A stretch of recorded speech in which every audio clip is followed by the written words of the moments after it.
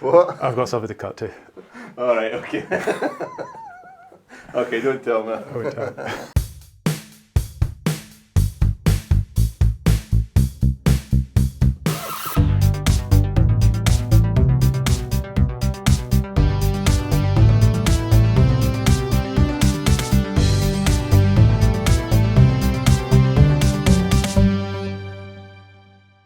Hello, and welcome to Woodshed Reviews, where we look at films old and new, good and bad. On today's show, we're looking at the 1985 William Friedkin film, To Live and Die in LA. Was there any particular reason that you chose this one out of his extensive back catalogue for this show? Yeah, mainly because we hadn't seen it before, Yeah. and heard a lot about it. It's supposed to be a great movie, and I generally love William Friedkin's films. Obviously, The Exorcist and French Connection would be his two most famous ones. This is a little bit later in that, but yeah, a couple of similarities maybe to The French Connection, I would say. Definitely. And got a feeling of kind of Michael Mann about it as well. The lead actor in this, William Peterson, being in a Michael Mann film. He was in Manhunter, so that's possibly why I was thinking that, but it had that kind of feel. Yeah, maybe a bit of a Miami Vice sort of feel to it. Yeah, bit grungier and a bit dirtier and a bit more, what would you say, kind of brutal maybe. Yeah, and there's no real heroes in this. No one's black or white in this, no one's good or bad.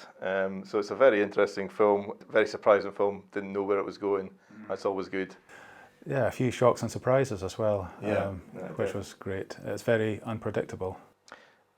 Yeah, continually I thought, almost continually kind of, well, some things, I mean, we start off, it's we're Secret Service agents, and they're trying to uncover a William Dafoe's character who is a money launderer, counterfeiter.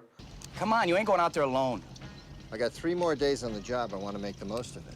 What's the point of the two of us running down the same lead? But the point is that we're partners, right? Sure we are. And when the bus goes down, you're going to be there with me, like always. Okay, partner. You know, we get to know them a little bit, and I was kind of immediately like, yeah, okay, his partner's, he's dead. He's about to retire, isn't he? He's 2 days away from retirement. And you just know what's going to happen to him. Yeah. He's 2 days away from retirement. He says, I'm just going to check out this lead that I've got, but I'm just going to go by myself. Yeah. Initially, I was a bit like, okay, this is just going to be like by the numbers and whatnot. And maybe that was a bit of a red herring. I don't know. Maybe intentionally put in. I don't know. Or maybe it wasn't quite such a cliche at that point. Yeah. It definitely says he's too old for this at one point, which is a classic. Yeah, so what came first? Did he say it first? I think he said it first, yeah. I get too old for this shit. I'm too old for this shit. Yeah, but then after that, most of the film kind of takes quite a few detours and goes places I wasn't expecting. Definitely. And definitely ends in a way that I would not have predicted. So, Buddy, you're in the wrong place at the wrong time. William Peterson's character Chance, who is ostensibly our main guy, he's teamed up with a new agent to take them down. Vows to do it whatever means necessary. And he certainly seems to mean that. Yeah, and I think one of the first scenes we see of him, he's standing on top of a bridge doing like some sort of bungee jump. So he's got that kind of daredevil quality about him.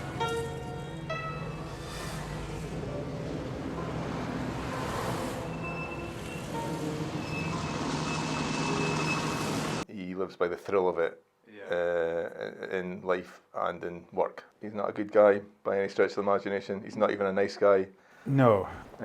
He's got a lady on the side who he uses for information, blackmails her basically. Yeah, she's on parole and he's going to revoke that if she doesn't keep working for him, feeding him with information from the underbelly of the city crime and all that kind of stuff. You mean that? You do that? He's pretty brutal with her, and there's no sort of like, there's nothing really underneath it where he kind of really has feelings for her but is scared to show it. Yeah. He seems absolutely like indifferent to her, and we see that in a few scenes. So he's definitely is our main character. It's quite strange to have, the protagonist being so unlikable, I guess. You're like, am I supposed to care for this guy? And then we've got our kind of bad guy, William Dafoe. Tortured artist. Yeah, counterfeiter. got this amazing counterfeiting scene. Yeah, the montage of him making the money and stuff. Very detailed. Apparently they had a real counterfeiter there who had done it for real, and he was doing all the close-ups of the hands and all the operating of the machinery. Oh, right, okay. So apparently they really did create like $1 million, and I think the son of one of the crew members took some home and tried to buy something with it, so got the production into a lot of trouble. Oh, really? Okay. Yeah, it's a really great scene when he's doing that. It's interesting as well because he is an artist, as I said, a sort of tortured artist who his drawings and paintings are never good enough for him, so he ends up burning them half the time. You almost get the feeling that he's used his skills in the art world for his, the machinery, the photocopying, the paint, and all that kind of stuff. He's thought, well, maybe there's a more lucrative way I can use these skills, and he does that. And that's kind of that's the nuts and bolts of his story, really, isn't it? It's sort of like that's what he's trying to do, and he's no less likeable than our main character, I guess, in that respect. No, especially after brutally killing Chance's first partner. Leaves him in a sort of dumpster sort of thing for Chance to find.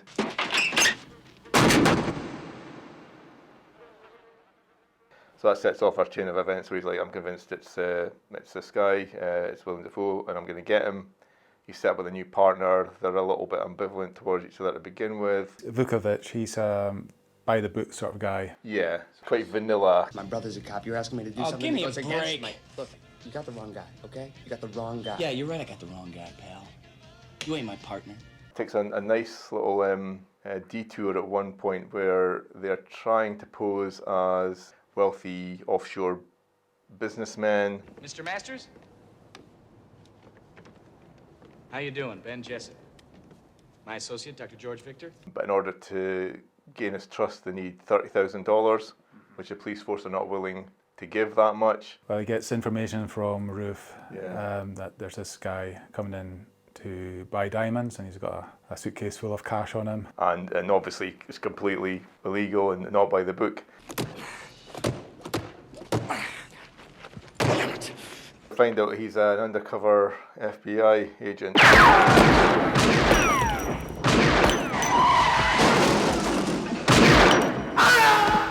They're on the run at this point.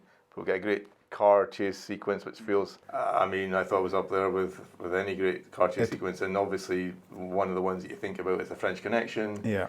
It feels like it's got elements of that mixed with like as if you're playing Grand Theft Auto or something, with everyone on little bypasses taking pot shots at them.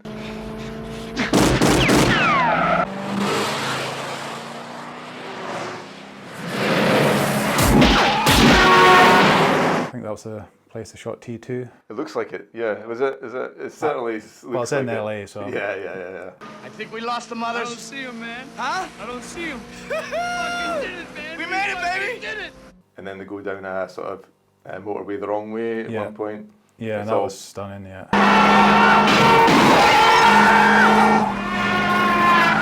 Really amazing, and it goes on and still kind of hooks you in. And Yeah, apparently said if they didn't top French Connection, he wasn't going to use the sequence. right, I'm going to say it. I think it did. I think it did. I think it was for me. I watched when Friedkin passed away a few weeks ago now. I did put on French Connection, so it's still kind of fresh in my mind. And watching this, I was like, yeah. You felt like you were in the car with them, and it was all Yeah. real. Great camera shots and stuff.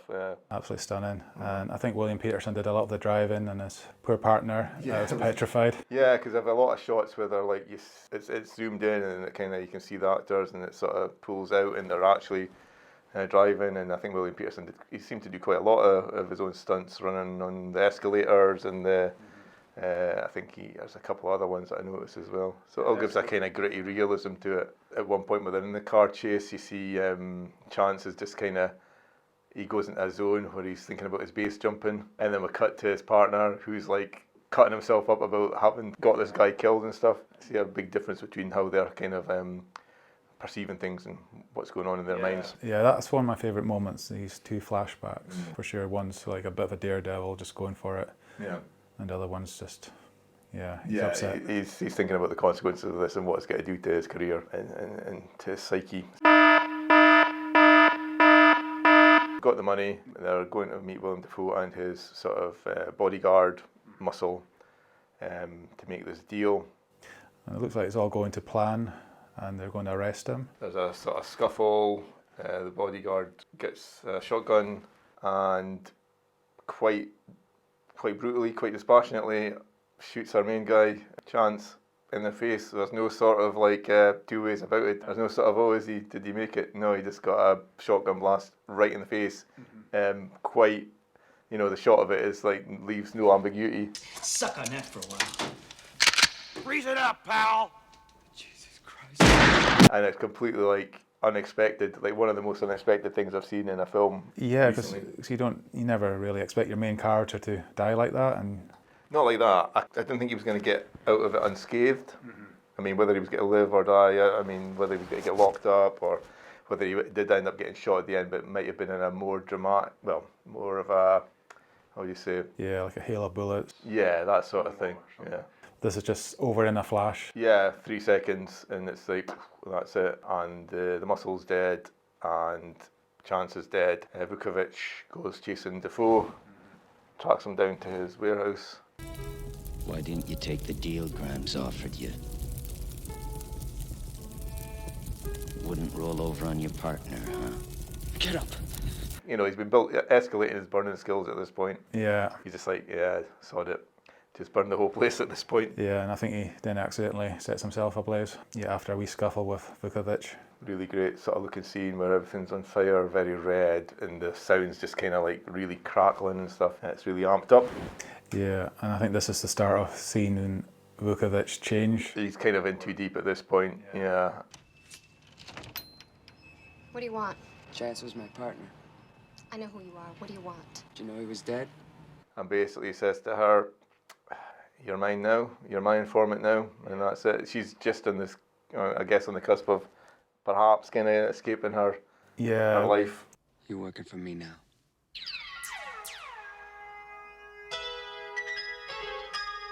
He's dramatically changed at this point, even just his look and his demeanour. Yeah, so he's turning into a nasty piece of work himself. Yeah, they're just one or the other, there's not much difference at this point now. I'm just being held hostage by these absolute... Bent cops. yeah, basically that'll do it, yeah. Whereas Master's girlfriend, she manages to escape. So at least she got out of it.